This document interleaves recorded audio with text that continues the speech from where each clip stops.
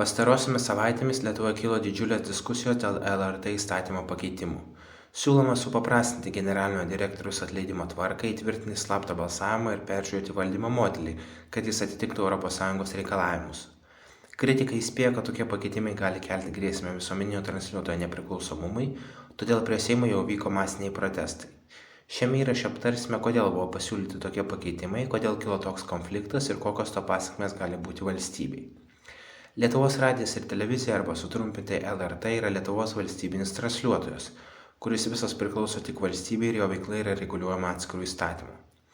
Tame įstatyme parašyta, kad LRT turi būti nešališka ir atspindėti įvairias pažiūras bei įsitikinimus.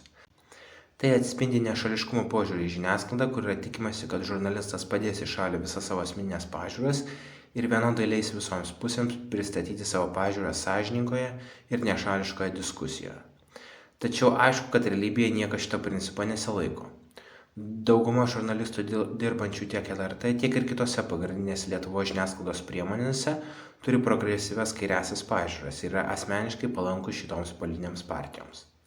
Tuo tarpu kitos politinės partijos, kaip dabar valdžioje esantys šie žmonės, pradėjo suprasti, kad jų galimybės būti perrinktiems kitai kadencijai yra labai minimalios, turint priešišką žiniasklaidą. Žiniasklaida turi milžinišką galią spręsti, kas bus išrinktas kitai kadencijai ir jie tą daro ypatingai profesionaliai, dažniausiai per tai, kaip jie nušviečia politinius skandalus. Pavyzdžiui, socialdemokratų partijos korupcijos skandalai buvo ypatingai gerai nušviečiami, pirmiausia čekiukų skandalas, o paskui ir pono Gintauto Palucko korupcijos skandalai, kur buvo tiksliai išaiškintos įmonės ir sumos bei kas kaltas. O tuo tarpu tokie skandalai siejami su buvusia valdančiąja dauguma, ypatingai Tėvynės sąjunga, kaip pavyzdžiui Baltcap skandalas, kuris savo apimtimi buvo daug didesnis už prieš tai paminėtus, yra nutilimi, niekas tiksliai neišsiaiškina įvykių aplinkybių, o tuo labiau niekas iš žiniasklaidos dėl jų nereikalavo atsakomybės iš politinių partijų. Taip pat buvo atliktas LRT auditas, kuris nustatė finansinius pažeidimus visose 12 pirkimų, kurie buvo patikrinti ir bendra pažeidimų suma artėja prie 20 milijonų eurų. Tuo tarpu LRT generalinė direktorė yra turbūt labiausiai laisvam žodžiui Lietuvoje nusikaltęs asmuo, nes jos administracija persekiojo žurnalistą Virginijų Savukyną už tai, ką jis parašė savo asmeninėje Facebook paskyroje. Tai jeigu tai nėra žodžio laisvės ribojimas, tai aš tada nežinau, kas tai yra.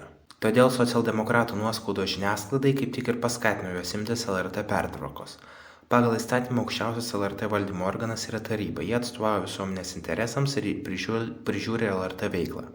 Taip pat renka ir atleidžia LRT generalinį direktorių. Tarybą sudaro 12 žmonių, iš jų 4 yra paskirti prezidento, 4 Seimo, bet 2 būtinai turi būti iš opozicinių frakcijų ir po vieną skiria Lietuvos mokslo taryba, Lietuvos švietimo taryba, Lietuvos meno kūrėjų asociacija ir Lietuvos vyskupų konferencija. Tarybos nariai skiriami 6 metų kadencijai ir jie negali priklausyti jokiai politiniai partijai. Jie privalo turėti aukštojo mokslo magistro laipsnį, taip pat tarybos narių kadencijos nesutampa su Seimo narių kadencijomis, tad dabartinė LRT taryba yra paskirta buvusios valdžios. Taigi teigti, kad dabartinė valdančioji dauguma gali kaip nors užgrobti LRT savo politiniams tikslams, kai jie turės tik 2 tarybos narius, kuriuos jie paskirs tik kadencijos pabaigoje, yra visiška nesąmonė. Įstatymo pakeitimai, kurie šiuo metu siūlo palengvinti LRT direktoriaus atleidimo tvarką. Kad LRT direktorių atleisti užtektų 7 balsų, o ne 8 kaip dabar, taip pat įvesti slaptą balsavimą ir tiekti papildomų kontrolės mechanizmų dėl finansavimo suderinamumo su ES teisės aktais. Nors ir LRT įstatymo pataisų kritikai daug kalba apie LRT nepriklausomumą, bet LRT nėra joks nepriklausomas transliuotojas, tai yra valstybinė televizija, išlaikoma iš visų mokesčių mokėtojų pinigų. Ir jinai turi dirbti pagal įstatymę numatytas normas, nes ko dabar nori LRT vadovė ir ją remiantys žurnalistai bei visuomenininkai yra, kad jie galėtų laisvai ir nepriklausomai reikšti savo politinės nuostatas valstybės sąskaita ir nebūti niekam už nieką atsakingi. Neatsakingos institucijos visada išsigimsta ir pradeda kenkti valstybei, todėl būtina užtikrinti LRT atsakomybę prieš valstybės piliečius. Žinoma, pakeitus LRT generalinį direktorių, žurnalistų šališkumo problema niekur nedings.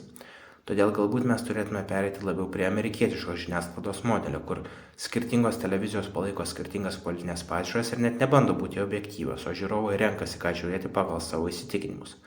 Tada mes išvengtume tokio parazitavimo kaip su LRT dabar, kai šališka televizija yra remiama iš visų piliečių pinigų, o ne tik iš tų, kurie palaiko jos propaguojamas pažiūras. Taip pat valstybės, kurios turi stipriai įsišaknijusią valstybinę televiziją, yra labiau linkusios būti autoritarinės ir persekti žmonės dėl jų pažiūrų. Tai tiek šiam kartui, ačiū žiūrėjusiems, iki kito karto.